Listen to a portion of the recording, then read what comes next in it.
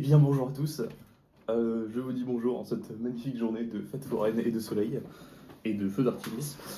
De feux d'artifice qui a mal tourné d'ailleurs, mais enfin mal tourné, il y a eu des blessés, mais c'était pas cool. Mais bref, pour vous présenter aujourd'hui ce magnifique modèle, cet avion Lego Technic numéro 42025. Il est beau, il est gros, il est beau, et il est gros, et il est blanc. Il y a des pièces blanches, c'est bien les pièces blanches.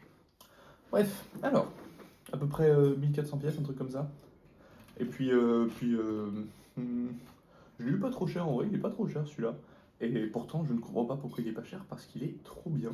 Il fait pas du tout partie des modèles un peu hypés, etc. Enfin, je le vois jamais sur des top Lego techniques et tout. Alors qu'en vrai, bah, il a plein de fonctions, plein de trucs trop cool. Et je vais m'empresser de vous les montrer, bien évidemment.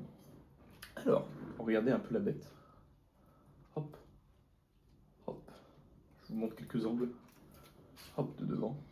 Hop, hop, hop. Comme vous avez pu voir, il me manque un pneu. Bon, je l'ai commandé sur eBay, hein, donc il me manque un pneu. Bon, c'est pas très grave.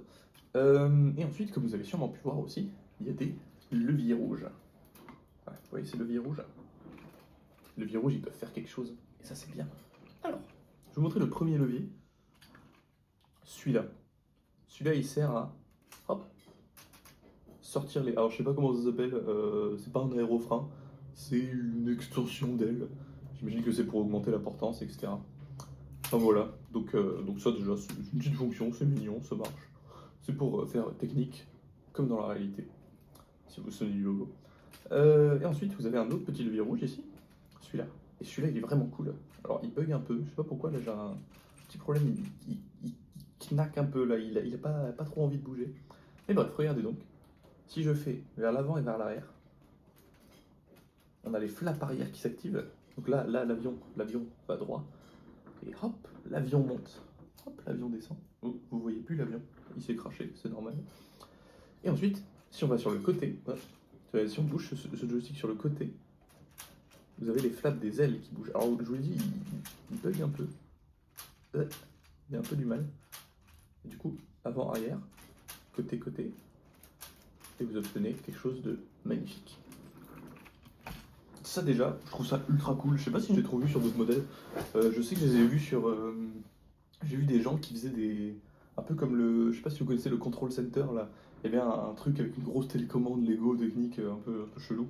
Et un hélicoptère qui pouvait bouger comme ça, etc. Enfin, il y avait une plateforme. En gros, vous pouvez bouger la télécommande et ça faisait bouger l'hélicoptère. Et j'ai vu des gens qui faisaient à peu près des trucs comme ça, avec un levier ou un genre de joystick, qui faisait bouger une plateforme et un hélicoptère et c'était vachement stylé. Donc bref, là ils l'ont intégré dans l'avion, à peu près. Mais ensuite, ce que vous n'avez pas vu, enfin ce que vous avez vu, ou ce que vous savez, là, il y a deux joysticks, deux machins rouges. Ces machins rouges, pardon, ces machins rouges, ils sont connectés à une boîte de vitesse. Enfin, plutôt pas une boîte de vitesse, mais un sélecteur. C'est pas une boîte de vitesse, mais j'aime bien appeler ça des boîtes de vitesse, les pièces rouges, parce que bah, ça permet de choisir des vitesses, entre guillemets, plutôt des fonctions, plutôt des sélecteurs de fonctions. Mais là, vous devez vous demander, mais où est la batterie? Où est le moteur? Est-ce que je l'ai mis? Est-ce que j'en ai? Est-ce que je dois tourner quelque chose? Ah ah. La batterie est là-dedans, ultra bien cachée, et le moteur est juste derrière, qu'on ne voit quasiment pas du tout. Je vais essayer de vous montrer là. Je sais pas si vous voyez dedans là, il y a une batterie et un moteur. Ils sont vachement bien cachés, je trouve ça super. Ils sortent pas du tout. Alors ils sont quand même relativement faciles à changer, c'est-à-dire que vous avez juste à enlever ce panneau là. C'est 4 pins, hein, ça s'enlève en une seconde. Peut-être enlever l'hélice pour faciliter le transfert. Mais c'est super facile, ça marche super bien. Et je trouve ça juste bah, vachement classe. Genre vraiment, c'est juste vachement classe. Le truc est ultra bien caché, on le voit pas, il est là. On peut changer facilement quand même. Chapeau. Donc, mais vous dites aussi comment on peut l'activer. Ils ont connecté un levier là à la batterie. Et donc je vais vous montrer ce qu'il peut faire. Alors, on peut allumer le moteur. Voilà, bon, je vais pas le faire parce que ça. Je vais le faire quand j'aurai activé les fonctions parce que ça fait trop de bruit sinon. Là on peut faire plein de trucs. Je vais vous montrer les premières fonctions. Alors c'est serait quoi la première fonction? Je vais vous montrer la première fonction.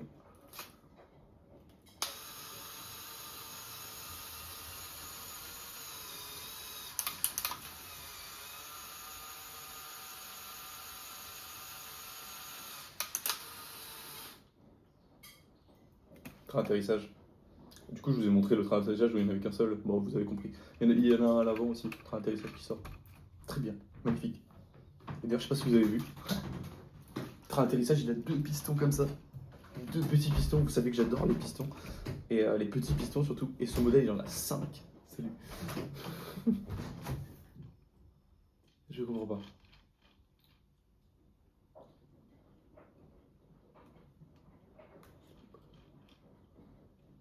Libre. J'ai dit, il y a l'eau qui arrive. Donc... Ah oui, ok. Je pensais qu'on me disait la douche est libre. Et non, c'était pas la douche est libre. C'est juste que quelqu'un qui arrive. Donc je vais me bouger de vous montrer ça. Donc vous avez vu le train d'atterrissage. Ensuite, qu'est-ce que vous pouvez voir? Ça. Ah bah je crois que j'ai laissé le truc engagé des pistons. Enfin des trains d'atterrissage. My bad. Ressortez. Hop. Et au train d'atterrissage, donc, oui, je vous disais, 2 pistons sur le train d'atterrissage, 2 petits pistons. Il y en a 5 en tout dans ce modèle. Il y en a un là aussi. Vous l'avez vu, j'imagine. Il y en a un là, en haut, que vous voyez pas. Et le dernier. Attends, il y en a 5 ou il y en a. Ah, le dernier, il est là pour ce train d'atterrissage là. 5, c'est trop bien. Le seul modèle que j'ai vu où il y en avait plus que ça, il y en avait 6, dont le 4228, le tow truck, jaune, bleu et orange, je vous l'ai présenté aussi. Donc, vous avez vu Cargo Bay qui peut s'ouvrir. Voilà. Et se refermer évidemment. Youpi. Ensuite, autre fonction. Vous allez voir, celle-là, elle est cool. On peut ouvrir le cockpit et dedans, dedans vous pouvez voir, il y a la batterie. Oh, super occasion, j'avais pas pensé à faire ça. Mais ça marche vachement. Ah bah d'ailleurs, vous voyez qu'elle est pas du tout bien mise la batterie. Pourquoi elle est cassée celle-là? Ah merde, j'ai tout cassé. Bon, j'ai tout cassé, mais ça tient quand même. Donc je le remettrai après, c'est pas grave. Mais les barres sont censées être droites ici. Donc bref, la batterie. Et ça me fait un peu penser aux. Je sais pas si vous connaissez les Airbus, les Beluga, Airbus Beluga. Vous tapez ça sur internet, c'est les gros avions qui sont censés transporter des avions. En gros, c'est un avion qui a une grosse tête, enfin un gros corps, et vous pouvez mettre un autre fuselage d'avion dedans, c'est super. Et j'ai vu le premier vol du Beluga XL d'ailleurs, j'étais à Toulouse à ce moment-là, j'étais très content. Donc, ensuite on peut refermer. Avec une vitesse, ma foi, très descente, bien plus rapide que le Beluga, évidemment. Et ensuite, dernière fonction. On a mis du temps quand même à passer à toutes les fonctions. Bref.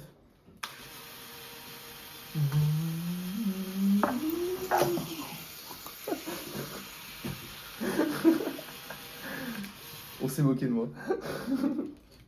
Mais bref. Voici. Je suis très content de ce modèle. Je l'ai eu pour 50 €, un truc comme ça. Et franchement, pour 1500 pièces, c'est pas trop mal. Surtout qu'il y a boîtier à pied, moteur, etc. inclus.